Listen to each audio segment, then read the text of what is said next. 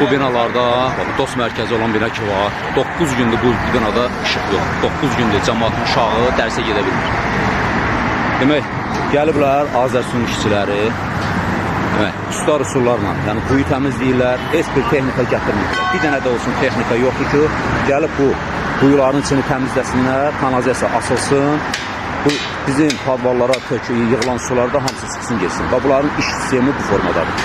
Əl üsulunla, əllərlə kanalizasiyanı eşirlər, belə dəmir salırlar, onunla qaldırırlar, iş görürlər.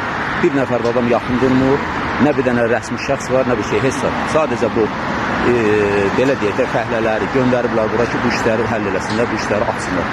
Bir dənə texnika göndərsələr, bir dənə nasos maşın göndərsələr, bu bağlı turbaların hamısını pompa ilə vurub açarlar. Bizim də demək bu kanalizasiya xətti açılar və su çıxıb gedər. Sabaha bir günə yenə yağış deyilir.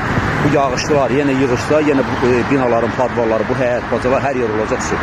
Yəni bu 9 gündür işıq yoxdur, belə görünür ki, əlindən sonra bir 19 gündə işıq olmayacaq.